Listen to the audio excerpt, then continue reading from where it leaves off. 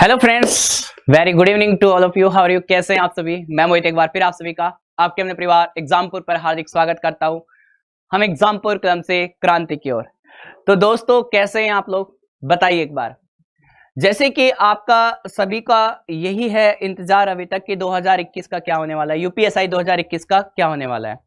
तो दरअसल यूपीएसआई 2021 का कुछ भी हो, इससे पहले यूपीएसआई 2016 का होना जरूरी था।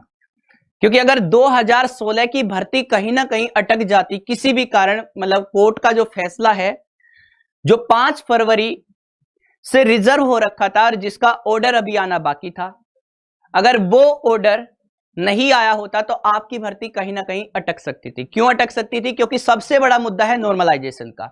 अब जो नॉर्मलाइजेशन था यूपीएसआई 2016 के केस का, वो 2016 का जो मुद्दा था वो कोर्ट में गया, हाई कोर्ट में गया, हाई कोर्ट से फिर डबल बेंच, फिर उसके बाद में सुप्रीम कोर्ट में, और आज आखिरकार 7 जनवरी, लगभग 5 साल आप कह सकते हैं, 5 साल के बाद 2021 में आज फाइनल ऑर्डर आ चुका है यूपीएसआई 2016 वालों का।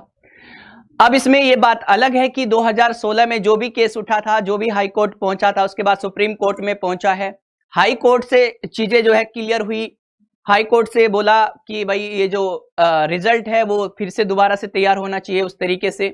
अब जो सुप्रीम कोर्ट का ऑर्डर आया है उसको देखते हुए, सारी चीजों को देखते हुए, अब आपका जो रास्ता है वो बिल्कुल पूरी तरीके से साफ है। मतलब जो भर्ती बोर्ड ने अपना नॉर्मलाइजेशन का मेथड लगाया है, जो भी अपना काम किया है, वो उस हिसाब से वो बिल्कुल सही है। अब दिक्कत क्या है कि नॉर्मलाइजेशन आपका किस बेस पे होगा, किस तरीके से होगा।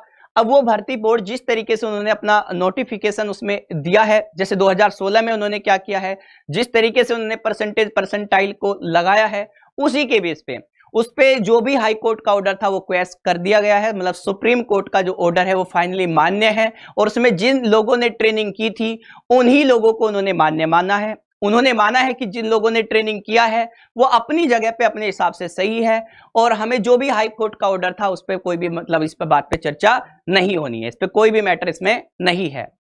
बात क्लियर है? तो आपका जो रास्ता था वो एकदम साफ हो चुका है। अब ये कह सकते हैं कि 1 से 2 दिन, ज्यादा दिन लगेगा नहीं। अब आपके जो भी डीवीपीएसटी के लिए है, वो डीवीपीएसटी के लिए जब हम लोग बुलाए गए थे, हम लोग जब डीवीपीएसटी के लिए बुलाए गए थे, जब हमारा डॉक्यूमेंट वेरिफिकेशन हुआ था, तो हम क्वालिफाई थे। कैसे थे?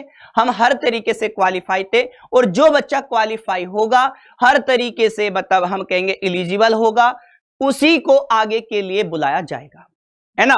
तो आपका जो नॉर्मलाइजेशन है वो होगा उसके बाद में। अभी आपके मार्क्स पता नहीं चलेंगे, अभी आपकी सेकंड आंसर की आएगी, सेकंड आंसर की आने के बाद में जो आपका होगा वो नॉर्मलाइजेशन हो चुका होगा, आपको पता नहीं चलेगा। वो पता चलेगा आपको मेडिकल के टाइम पे कि मार्क्स कितने आपके आए। ऐसा 2016 के हिसाब से मैं आपको बता रहा हूं। 2021 की अगर हम बात करें तो आपका जो नॉर्मलाइजेशन है वो सब कुछ होने के बाद ही आपको डीवीपीएसटी के लिए, या मैं कह सकता हूं जो अभी डीवीपीएसटी के लिए बच्चा बुलाया जाएगा, उन्होंने अपने हिसाब से क्राइटेरिया सेट कर चुके हैं। वे उनके हिसाब से क्राइटेरिया बन चुका है कि कितनी कट ऑफ उनके हिसाब से रहने वाली है। दिक्कत ये होती इस भर्ती के साथ, 2021 वाले बच्चे जितने भी हैं जो मुझे सुन पा रहे हैं यूपीएसआई वाले, उनके साथ में दिक्कत ये हो जाती है, अगर मान लो कोर्ट का फैसला हो जाता हाई कोर्ट के हिसाब से, सुप्रीम कोर्ट का जो ऑर्डर आया है वो हो जाता हाई कोर्ट के हिसाब से, मतलब नॉर्मलाइजेशन गलत तरीके से लगा है।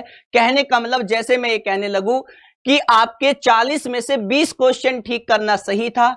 अगर आप 40 में से 20 करते 2016 के केस में, यूपीएसआई 2016 के केस में अगर 40 में से 20 क्वेश्चन ठीक है, यानी कि 50% आपके क्वेश्चन सही है, नंबर सही है, तो आपका नंबर पड़ेगा, अन्यथा आपका नंबर नहीं है, आप आगे के लिए एलिजिबल नहीं है। यही अगर बात करें अब क्या है 2021 में, अगर यूपीएसआई 2021 की बात करते हैं तो यूपीएसआई 2021 में अगर बात करें तो बच्चा यूपीएसआई 2021 में इतना सा है कि 50 में से जो 40 क्वेश्चन है, 40 में से 14 क्वेश्चन आपके ठीक होने जरूरी है। तो 2016 में क्या हुआ कि जो बच्चा 20 के आसपास था, जैसे मान लो 21 पे था, 22 पे था, तो 21-22 वाले के जब सेक्शनल नॉर्मलाइजेशन किया गया, कैसे? सेक्शन के हिसाब से नॉर्मलाइजेशन किया गया, तो उनके जो नंबर थे वो कम हुए, इजी शिफ्ट वालों के नंबर कम होने की वजह से, मान लो किसी के 100 में से 50 या 57-58 नंबर थे, 60-65 के आसपास नंबर थे, इतना नंबर था, वो घटकर कहां आ गया, 50 से नीचे आ गया। 50 से नीचे कितना आ गया, 49.73 आ गया, 49.72 आ गया, 75 आ गया, 49.25 आ गया। इतने नंबर कम हो गए, मतलब हर सेक्शन में नंबर कम होने से वो बच्चा क्या हो गया, फेल हो गया, जिसकी वजह से वो सारे काम करने के बाद, डॉक्यूमेंट वेरिफिकेशन के बाद, फिजिकल के बाद, सारी चीजें करने के बाद उसके रिजल्ट में क्या आता है कि वो नॉट एलिजिबल है, क्योंकि वो फेल है। किसमें, written in exam, written in exam में वो फेल है। इसी के चलते, नॉर्मलाइजेशन के चलते उसके नंबर कम हुए और वो सेक्शन वाइज फेल हो गया, और इसी के चलते वो भर्ती जो है अभी तक कोर्ट में रुकी हुई थी। और वो जो है, जो भर्ती का फैसला था वो हाई कोर्ट से इस बेस पे आया था कि ये जो किया गया है ये गलत है। अब आपके हिसाब से ये सही है गलत है, ये आपको पता होगा। बाकी भर्ती बोर्ड ने जो भी था वो तो मुद्दा ही नहीं रह गया, क्योंकि सुप्रीम कोर्ट ने बोल दिया कि भाई जो हाई कोर्ट ने बोला वो मुझे नहीं पता है, मैं जो बोल रहा हूं वो बात सही है। और वो बात इतनी सी है कि अब जो है मुद्दा केवल इतना ही है कि अब जो है नॉर्मलाइजेशन जिस तरीके से भर्ती बोर्ड ने किया वो सही है।